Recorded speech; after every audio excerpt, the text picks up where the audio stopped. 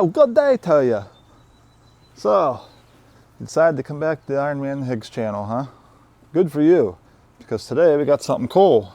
I'm not real sure, I'm kind of beside myself on this one, but I wanted to get something a little more accurate in the 22 field. So I did some Googling, did some researching, and I came up with this. This doesn't really go with the other type of style of air guns I usually get, but I don't know. Let me show you guys this. There it is. That is a Benjamin Marauder 22 PCP, but it is the semi-automatic version.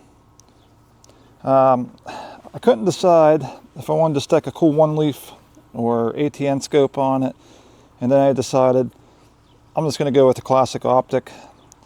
It seems more fitting on a wood stock rifle than having some big digital night vision scope on it. I mean, it could change. I might switch it around in future videos, but what do you guys think? This thing, if you Google it, comes up in the top, at least the top 5 of most accurate 22 in a semi-automatic that you can get. Maybe not the most accurate. I'm sure you get up into the thousands of dollars. Something's going to beat this out. Of course, you get what you pay for, usually. But for my budget, the wood version of this is going to set you back an extra $250 versus the synthetic stock. And depending on where you pick this gun up at, you can get it from anywhere between $800 and $1,000. Yeah, it's a big chunk, but it's supposed to be a solid rifle. I have shot it a few times. Very, very pleasantly, very pleasant. I have shot it a few times. I am very happy with it. You'll see me miss today probably, but I want to do some demonstrations and show you how accurate this thing is. Also, keep this rifle in mind, because when I come back to beat the card cutting challenge for this year, I'm going to take it back, Team USA all the way. I'm going to use this guy to see if I can beat that record. So let's go look at the targets for today. Still got the junk TV up. Found out it makes a great backstop, because everything I've shot at it hundreds of times, nothing has went through it. Yeah, maybe my guns are all babies. Maybe my 30 cal gauntlet is just weak, or maybe not. I think there's a steel plate in this TV. It's stopping it. But anyway, we got some more Temu targets. Got to get them used up. That is a 1-inch splatter burst. It's supposed to be, but it don't splatter. But the center of that is a 1/4 inch. I also got 3 spoons set up there with the same targets on. And if we can hit those, I have a BB set up here. What distance are we going to be going for today? We're going to go 65 feet on this. I'm probably going to miss a few. It doesn't mean it's the rifle. Probably going to be me if I do miss, because I think I have this thing tuned in just right. I got it sighted in with the Crossman hollow points. It's supposed to love the 14.3s. A lot of guns do. We'll start with the Crossmans, and then we'll try some Gamma red fires in it. They seem pretty decent too. I mean, I got a whole collection of ammo, but those 2 we'll try today, and we'll see how accurate we can get with this thing. And then later on, we gotta stick it up there for the numbers, guys. We'll shoot a couple through the cranny, and when we do the TV target, I'm gonna shoot 1 or 2 to get on sight, on target there, and then we're gonna rapid fire the rest of the magazine so I can show you accuracy on fast shooting as well. So no more yakking, let's get to it. Just some quick info on the gun. This thing does charge up to 3 bar, 3000 PSI, 300 bar, sorry. And safety note, if you decide to put this away, it does have a decharge on it. You pull your charge handle back, pull the trigger in, and let it come back in to decock this thing. Otherwise, it'll stay in semi-automatic until you run out of air. You don't want this thing accidentally going off. Magazines, comes with your 10-shot rotary mag. I got a couple of those. We got the camera set up. The spoons are downrange. Quick side note though, we do have to give a special thanks on the channel today.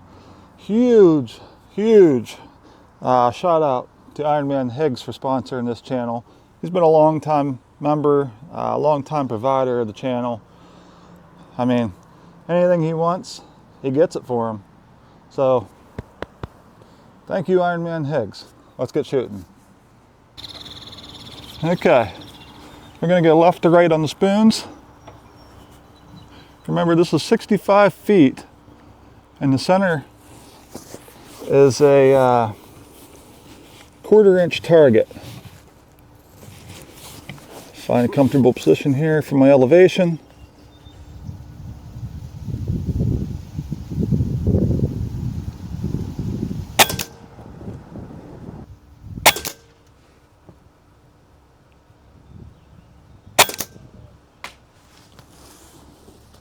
Let's go have a look at that.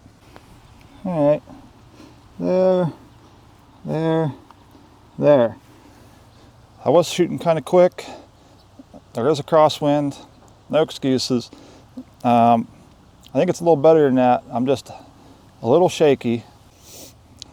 All right, so now we got the one on the TV and we're gonna speed shoot. Once I get where I want, we're gonna drop the whole rest of the mag into that, see what it looks like.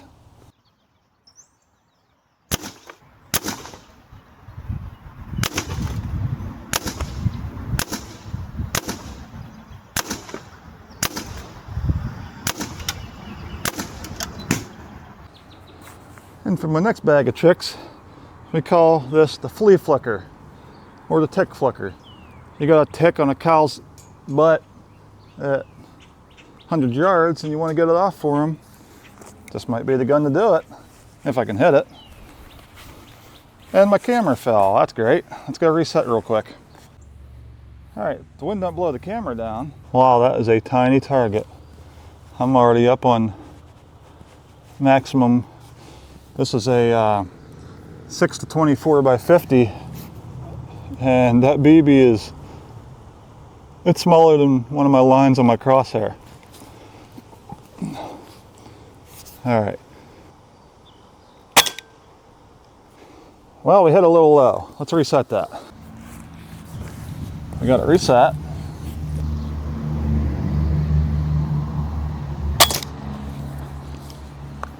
We got it. Let me show you that. Let me show you that pinpoint accuracy that this thing is capable of. Didn't even touch the wood. Took that BB, a BB, but that small from 65 feet back on my second shot. Scope needed to bump up just a hair or would have been the first shot. Let's get some numbers for you guys. All right, it's awful bright. I don't have shade with me for my chrono. The sun likes to mess with it. Let's get 2 or 3 shots through here and we'll see. So 883.2, 883.5, 884.7. So just to give you guys an idea of what it shoots, we're still sitting 2750 on the pressure, but oh, I forgot to mention, this is a regulated PCP. So you're good to shoot it down to like 2000 PSI, I believe. So that's pretty consistent right there. And I mean, my other PCPs may have a little bit more power. This one seems to be definitely more accurate. However, we are not done. I'm going to put another Temu target down there and I want to rapid fire into it one more time. Just like I said, the scope, I needed to come up just a little bit. I might have sighted my gun in when it was just a little bit low on pressure before this video. Now we're almost full, so we're going to rerun that test. We're loaded back up. I got a 1/2 inch splatterburst target on the TV this time, and we changed the ammo to the Gamma Red Fires. I have not readjusted the scope. We're just going to send it and see what it looks like. That was a stupid idea.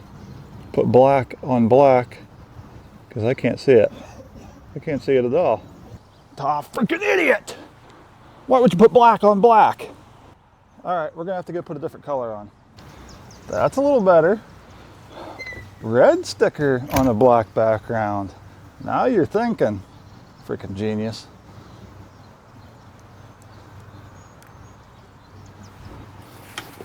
All right, can we try this again? Oh, can we see the target this time? Oh, wow, red. Yep. All right, here we go.